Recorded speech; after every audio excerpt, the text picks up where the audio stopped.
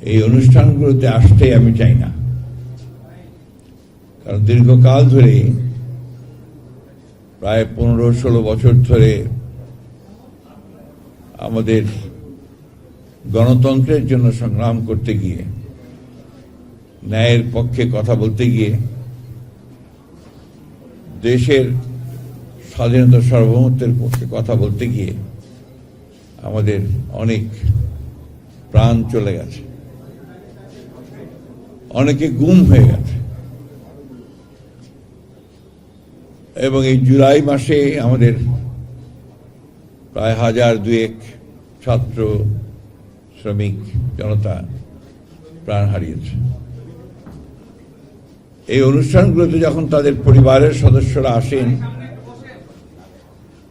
তখন যে হৃদয় বিদারক একটা দৃশ্যের সৃষ্টি হয়, যেটা আমাদের পক্ষে মেনে নেওয়া বেশ কষ্টকর হয়। আমার মনে আছে যেদিন তত্ত্বাবধায়ক সরকার বিধান বাতিল হলো, সেই দিন মাহমুদুর রহমান সাহেব তার পত্রিকায় লিখেছিলেন, সম্ভবত সেই দিন তার পরের দিনই, যে ফ্যাসিস্টদের পদধ্বনি পাওয়া যায়, ফ্যাসিবাদের পদধ্বনি পাওয়া যায়। ব্যাপারটা সত্যি হয়েছিল। দীর্ঘকাল আওয়ামী লীগের ফ্যাসিবাদ সরকার তাদের নীল নকশাকে সফল করার জন্যে, একদলীয় একটা শাসন ব্যবস্থা চাপিয়ে দেওয়ার জন্যে বাংলাদেশের সমস্ত গণতান্ত্রিক প্রতিষ্ঠানগুলোকে ধ্বংস করে দিয়েছিল। ওটা করতে গিয়ে তারা নির্মম হাতে গণতন্ত্রের পক্ষের শক্তিগুলোকে হত্যা করছিল, বিনষ্ট করে দিচ্ছিল। এটা আমরা সবাই জানি।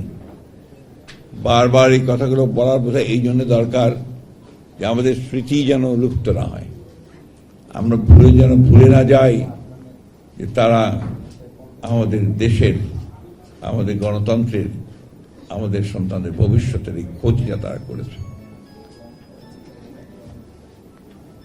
লম্বা সংগ্রাম, লম্বা যুদ্ধ। প্রকৃতপক্ষে আমরা এই সংগ্রাম লড়ছি 1971 সালের পর থেকেই। 1971 সালে যারা দায়িত্ব নিয়েছিল রাষ্ট্রের কল্যাণ করবার, পরিবর্তন আনবার, একটা স্বাধীন সার্বভৌম বাংলাদেশ নির্মাণ করবার, তারা নির্লজ্জভাবে বিশ্বাসঘাতকতা করেছে এবং একদলীয় একটা শাসন ব্যবস্থা চাপিয়ে দিয়েছিল, যেটা এই দেশের মানুষ মেনে নেয়নি। আমরা ইতিহাস সবাই জানি। আমি সেই ইতিহাস আর পুনরাবৃত্তি করতে চাই না। আমি যেটা বলতে চাই সেটা যে এই দেশের মানুষকে সবসময় তার অধিকারের জন্য সংগ্রাম করতে হয়েছে, লড়াই করতে হয়েছে, প্রাণ দিতে হয়েছে। কিন্তু শেষ পর্যন্ত যে আশা আকাঙ্ক্ষা নিয়ে মানুষ লড়াই করেছে, সেটা সম্পূর্ণভাবে কখনোই অর্জন করা সম্ভব হয়নি। এবারও জুলাইয়ের যুদ্ধ আমাদের দীর্ঘ 15-16 বছরের গণতন্ত্রকে পুনরুদ্ধার করার যুদ্ধ। দেশনেত্রী বেগম খালেদা জিয়ার নেতৃত্বে এবং তাকে কারাগারে রেখে এদেশের মানুষের লড়াই, পরবর্তীকালে ছাত্রদের সংগ্রাম, প্রাণ বিসর্জন, সবকিছুতে একটা নতুন একটা স্বপ্ন, নতুন একটা আশা তৈরি করেছিল। আমি একথা বলবো না যে সেই আশা আকাঙ্ক্ষা আমাদের পরিপূর্ণভাবে চূর্ণ হয়ে গেছে, সে কথা বলবো না। আমি যেটা বলতে চাই হচ্ছে যে এই সুযোগের, এই যে সুযোগ সৃষ্টি হয়েছে নতুন করে রাষ্ট্রকে নির্মাণের, এই সুযোগের সৎ ব্যবহারটা আমাদেরকে করতে হবে। আমরা নির্বাচন হয়েছে, ফ্যাসিবাদ পালিয়েছে, নির্বাচনের মধ্য দিয়ে আমরা একটা গণতান্ত্রিক সরকার পেয়েছি। আমরা খুব ভালো করেই জানি যে এত অল্প সময়ের মধ্যে 15 বছরের যে লুটপাট, ধ্বংস, হত্যাযজ্ঞ সবকিছুকে শুধরে দেওয়া সম্ভব নয়, কিন্তু কাজটা শুরু করতে হবে। আমার বিশ্বাস এই কাজটা যে শুরু হয়েছে, হয়তো অনেক অপূর্ণতা রয়েছে, অসঙ্গতি রয়েছে, কিন্তু কাজটা শুরু হয়েছে, একেবারে হয়নি এ কথা বলা যাবে না। আমাদের বিশ্বাস আছে, আস্থা আছে, আমাদের মানুষের প্রতি আস্থা আছে, গণতান্ত্রিক শক্তিগুলোর উপরে আস্থা আছে যে আমরা নিশ্চয়ই আমরা সেই রাষ্ট্র নির্মাণ করতে সক্ষম হব যেখানে ন্যায় প্রতিষ্ঠিত হবে, ইনসাফ প্রতিষ্ঠিত হবে, ন্যায় বিচার প্রতিষ্ঠিত হবে। আজকে এখানে সবাই বেশিরভাগই আমরা মিডিয়ার মানুষ আছেন, যারা মিডিয়ার সঙ্গে আমার সম্পর্ক দীর্ঘকালের। প্রেস ক্লাবে বহুবার গেছি, একবার রাতে আটকেও হয়েছিলাম, এখানে সাংবাদিকরা আছেন আমার সঙ্গে, তারা ছিলেন, এবং কোন রকমের প্রাণে বেঁচে আসা আর কি। তারপরেও কিন্তু তারাও ছেড়ে দেননি, আমরাও ছাড়িনি, আমরা কিন্তু লড়াই চালিয়ে গেছি। আর আমার কাছে মনে হয় যে সংগ্রাম, লড়াই, এটা বোধহয় একটা নিরন্তর বিষয়, এটা বোধহয় কখনো শেষ হয় না, ওদেরই তো আপনার সব শেষ হয়ে যায়। তো এই সংগ্রাম আমরা করছি, আমরা শুভ একটা সময়, শুভ একটা দেশ, সুন্দর একটা দেশ, একটা সমাজ প্রতিষ্ঠা করতে চাই। আমাদের তো অনেক বয়স হয়ে গেছে, বিশেষ করে আমি আমার প্রায় শেষের দিকে। ছাত্র জীবন থেকে এই সমাজ পরিবর্তনের সংগ্রাম করেছি, করেই চলেছি। মাঝে মাঝে হতাশা আসে, কিন্তু আবার মাঝে মাঝে ফিরে আসি এবং মনে হয় যে মানুষকে অবিশ্বাস করা উচিত নয়, আস্থা রাখা উচিত। সে আস্থার মধ্যে দিয়ে এগিয়ে যাওয়া আমি বিশ্বাস করি। আমাকে অনেকেই আপনারা বলেন যে স্যার তো একটু সময়, আমাকে অনেকেই স্যার বলেন, তো যে স্যার সুযোগ পেলে একটু কবিতা টবিতা বলে, দ্যাটস ট্রু। আমার কাছে মনে হয় যে কবিতা বলতে পারলে নিজেকে একটু শান্তি পাই। জেলে যখন ছিলাম তখন পাড়া করে মাহমুদ ভাইয়ের আমরা কবিতা পড়তাম, সেটা খুব একটা সুন্দর মুহূর্ত ছিল। তর্ক হতো, বিতর্ক হতো, কবিতা হতো, তো মনে হতো যে সামনে কিছু একটা আছে, আশা ছিল। জেলের মধ্যে অনেকেই ছিলেন আমাদের সঙ্গে মৌলানা নিজামী সাহেব ছিলেন, আমাদের সঙ্গে আমাদের কামরুজ্জামান ভাই ছিলেন, আবুল কাসেম সাহেব ছিলেন, আজহার আলী সাহেব ছিলেন, আমাদের মোল্লা আপনার আব্দুল কাদের মোল্লা ভাই ছিলেন, অনেকে আছেন, অনেকে চলে গেছেন। পিন্টু ভাই ছিলেন,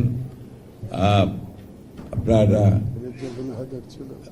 জাকুল হায়দার ছিলেন, আমাদের হান্নান শাহ সাহেব ছিলেন, কর্নেল অলিও ছিলেন কিছুদিন আমাদের সঙ্গে, অনেকেই ছিলেন, অনেকে, হাজার হাজার। আর ছেলেরা তো হাজার হাজার ছিল। বিএনপি নেতাকর্মীদের বিরুদ্ধে ৬০ লক্ষ নেতাকর্মী, তারা, এটা বোধহয় কোনো গণতান্ত্রিক পার্টির মোট আসামির সংখ্যা ছিল ৬০ লক্ষ মিনিমাম, আর মামলা ছিল ১০০ লক্ষের ওপরে। আমাদের বিএনপির ১৭০০ মানুষ গুম হয়ে গেছে, ইলিয়াস আলী সহ। ইলিয়াস আলী কেন গুম হচ্ছে, চৌধুরী আলম কেন গুম হচ্ছে, মাহমুদ ভাই খুব ভালো জানেন। এখন ওই ইলিয়াস আলীর মেয়ে বড় হয়েছে, বিশ্ববিদ্যালয়ে পড়ছে, ছেলে ব্যারিস্টার হয়েছে, কিন্তু এই মুহূর্তগুলো আমরা ভুলতে পারি না। ওরা যখন সামনে এসে দাঁড়ায়, আজকে আমাদের এই যে আমাদের শহীদের স্ত্রী, শহীদের মা, সন্তানেরা যখন এখানে দাঁড়িয়ে কথা বলছে, তখন নিজেকে খুব অপরাধী মনে হয়। হাই কিছুক্ষণ আগে বলছিল যে রাষ্ট্র কি জবাব দেবে। রাষ্ট্র তো রাষ্ট্রই, রাষ্ট্র সবসময় তার প্রয়োজনে তার জায়গা করে, জায়গা নিয়ে দিয়ে থাকে। আমরা কি জবাব দেব?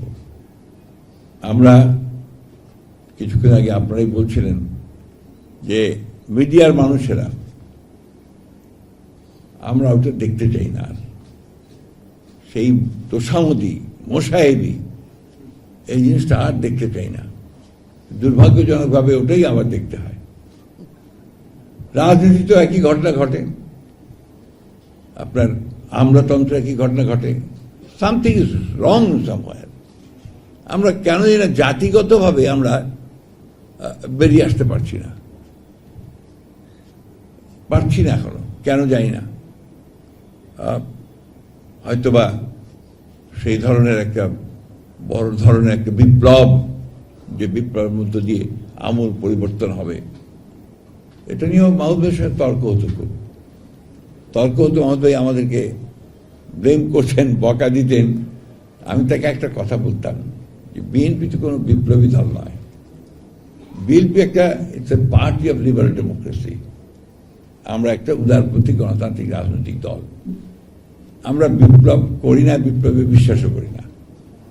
আমরা নির্বাচন করব, নির্বাচন করে রাষ্ট্র ক্ষমতায় যাওয়ার চেষ্টা করব। যদি যেতে পারি তাহলে সেখানে জনগণের কল্যাণের জন্য কিছু কাজ করার চেষ্টা করব, 19 দফা দিয়ে, 21 দফা দিয়ে, এই সমস্ত করে। এখন আমরা কিছু কমিটমেন্ট আছে আমাদের, সেই কমিটমেন্টের মধ্যে 31 দফা বাস্তবায়নের কমিটমেন্ট আছে, জুলাই সনদ স্বাক্ষর করেছি, সেটা বাস্তবায়নের কমিটমেন্ট আছে। আমরা চেষ্টা করছি এগুলোকে পুরোপুরি বাস্তবায়িত করবার জন্য। তো আমার খুব খারাপ লাগে, আমি আমার ব্যক্তিগত অনুভূতির কথা বলছি। আমি যখন দেখি যে কতগুলো বিষয় নিয়ে মানুষকে বিভ্রান্ত করার চেষ্টা করা হয়, তার মধ্যে একটি হচ্ছে জুলাই সনদ নিয়ে।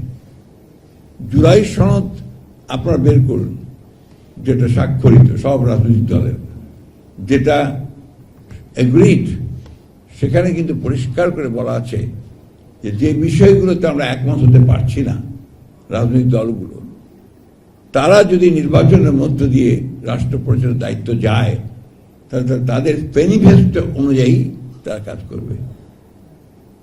এই বিষয়টা কিন্তু আমরা পুরোপুরি কেন জানি না অ্যাভয়েড করে যাচ্ছি। এই বিতর্কগুলো অবসান হওয়া উচিত, সেটা আলাপ আলোচনার মধ্যেই হতে পারে নিঃসন্দেহে। আমি মনে করি সংসদে সুযোগ এসছে, একটা আপনার কমিটিও তৈরি করা হয়েছে। বিরোধী দলের আমার আহ্বান থাকবে যে তারা আসবেন, এই কমিটিতে যোগ দিবেন এবং সংবিধানের যে বিষয়গুলো পরিবর্তন করা দরকার সেই পরিবর্তন করার তারা সহযোগিতা করবেন। আন্দোলন তো আমরা বহু করেছি, বহু, এবং রক্ত বহু দিয়েছি। সেই একেবারে আমি তো বলি যে আমরা 46 সাল, তারও আগে থেকে, 40 থেকে, তিতুমিরের সময় থেকেই তো যুদ্ধ করছি, লড়াই করছি। তো আমরা এবার দেখিনি আলোচনার মাধ্যমে পার্লামেন্টের মধ্যে একটা বিষয় আমরা আর পৌঁছাতে পারি কিনা। এটাই আমার আহ্বান, এটাই আমার ইচ্ছা। আমার এই শেষ বয়সে আমি এটাই দেখতে চাই যে আমরা আলোচনার মাধ্যমে এমন একটা জায়গায় পৌঁছি যেখানে অন্তত কিছুটা হলেও আমরা আমাদের পরবর্তী প্রজন্মকে বলতে পারবো যে আমরা তোমাদের জন্য একটা ব্যবস্থা তৈরি করেছি, যেখানে তোমাদেরকে আর মারামারি, কাটাকাটি, প্রাণ দিতে হবে না, জান দিতে হবে না। এই বিষয়গুলো আমরা চিন্তা করতে পারি, কিন্তু সবকিছু একেবারে নিগেট করে দেওয়া, এখান থেকে বোধহয় বেরিয়ে আসা উচিত। আলোচনার মধ্যে যাওয়া উচিত, আলোচনার মধ্যে দিয়ে কাজ করা উচিত বলে আমি মনে করি। আমি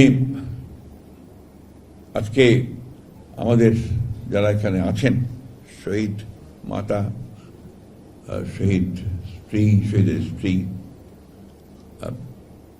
তাদের প্রতি তো আমাদের আসলে দায়িত্ব অনেক, কাজও অনেক। আমি ধন্যবাদ জানাতে চাই যে আমাদের মাহমুদুর রহমান ভাই তার উদ্যোগ নিয়েছেন, কাজ করছেন। সরকারের তরফ থেকেও কিছু কিছু উদ্যোগ আছে, হয়তো একেবারেই অপ্রতুল, তারপরেও সেই চেষ্টা করা হচ্ছে। আমরা চেষ্টা করছি যাতে দ্রুততার সঙ্গে আরো বেশি করে এই সমস্যাগুলোর সমাধান করা যায়, অর্থাৎ তাদের কাছে অন্তত দাঁড়ানো যায়, তাদের সামনে এইটুকু ব্যবস্থা করার জন্য। আমি বক্তব্য বাড়াবো না, শুধু এইটুকু বলতে চাই, সবশেষে কথা বলতে চাই যে হতাশ হওয়ার কোনো কারণ নেই। কারণ মানুষ পারে, বাংলাদেশের মানুষও পারে, পরিবর্তন আনতে পারে, সে পরিবর্তন আসবে বলেই আমি বিশ্বাস করি। ধন্যবাদ সকলকে।